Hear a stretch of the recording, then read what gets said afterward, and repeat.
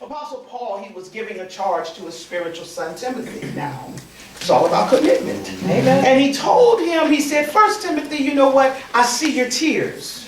I see that you're struggling. I see you're crying. I see that you're going through some things. Your emotions are real in your commitment. It doesn't mean just because you're committed that you are dull to your feelings. It doesn't mean just because you're committed that you won't hurt, that you won't cry." He said, "I see your tears, Timothy." But he also said, "I remember how you operated in such a sincere faith in God." Amen. He said, "I remember how you surrendered your entire being to God, even though you were crying, even though you were suffering, even though you were hurting. I see that you had a first love in your heart because of your commitment to God, and you didn't let your emotions and your tears stop your work."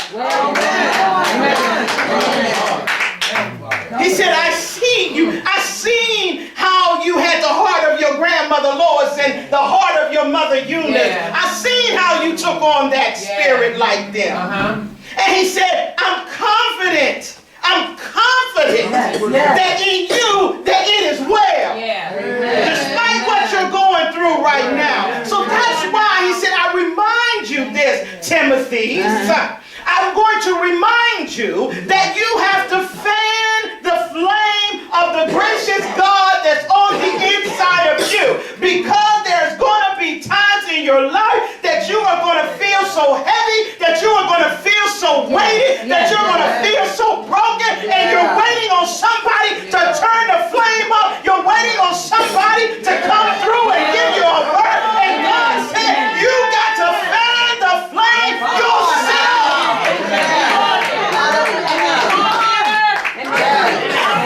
He said, "That's what you got to do, Timothy."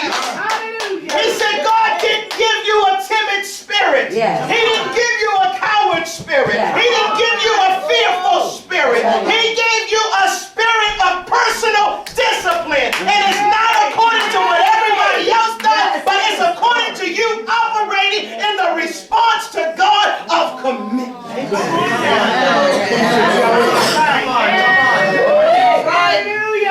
Help us, Lord. Committed and unashamed.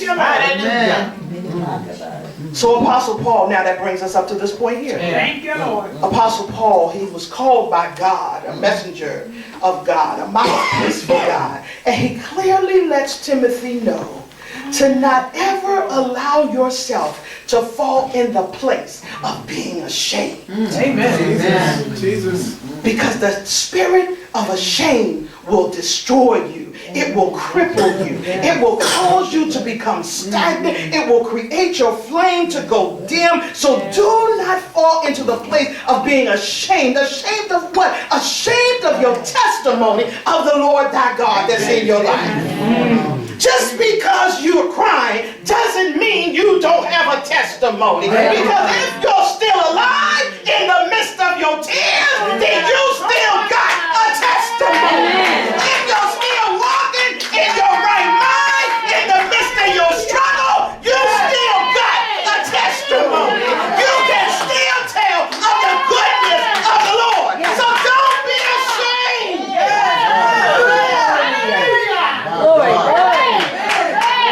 Don't be ashamed to tell the truth of the matter and what's really going on. Yes, I'm crying, but God is great on the inside of me, right in the midst of my tears. Because before I had them, I might have jumped off a bridge. Before I had them, I might have done some drugs. Before I had them, I might have just threw in the towel.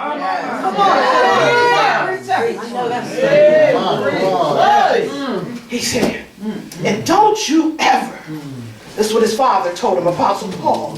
He said, don't be ashamed, because even though I'm your father, because I'm in prison, don't get it twisted. He said, don't get it twisted, because I'm suffering for the sake of the gospel. Don't be ashamed because your sister or your brother is going through. Don't be ashamed, but testify on their prison state. Testify.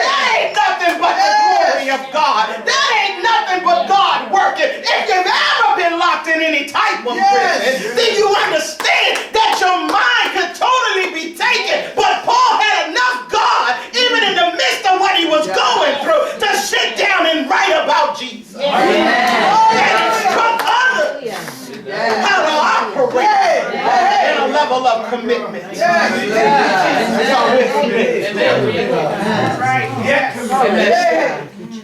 So let's not misunderstand this place of shame. Yes, thank you, Jesus. There's two kinds of shame I look at. It's called truth shame and deceiver shame. What are you saying, Bishop? Truth shame